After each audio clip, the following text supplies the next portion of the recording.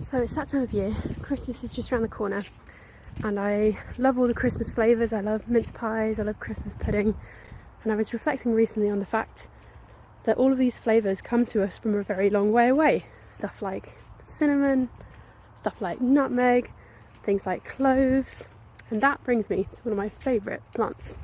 So why is this a good plant to know around Christmas time? Well, this is a plant called wood Aven, which doesn't give much away, but the name in German is Nelkenwurz, which means clove root, which might give you a clue. So I'm heading to the woods. We've got a basket, a fork and a knife, and we're going to find some wood Aven roots. And here we found one. So because it's winter, this plant is hanging out very close to the ground and it's not flowering. It has these lovely bright yellow flowers and very distinctive burrs, which are hooked seeds which are distributed by hooking into animals' fur or onto your trousers as you're walking past, and that's how they get distributed.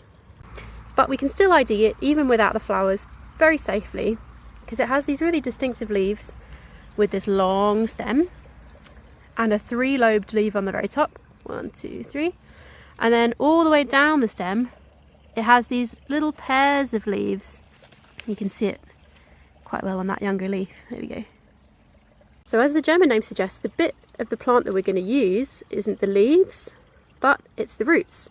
So in order to do that, that means we're going to have to dig this plant up, which means we're going to kill it. So best to give it a little gratitude, give it a little thank you, and also remember not to pick them on public land or places that you shouldn't, so only do this in your own garden. You're very likely to have some.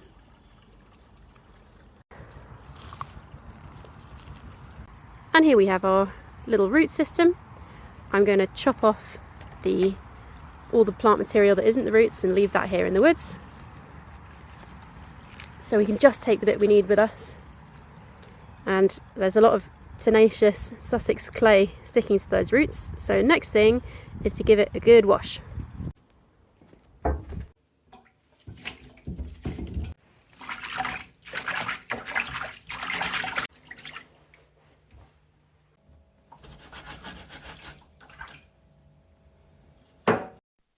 And a great way to use the wood Aven roots is to make a syrup, which means you just boil water and sugar up together, add the roots, and then stick it all in a jar. And it's really nice, drizzled over your pancakes, or used in cocktails, or in your mulled wine.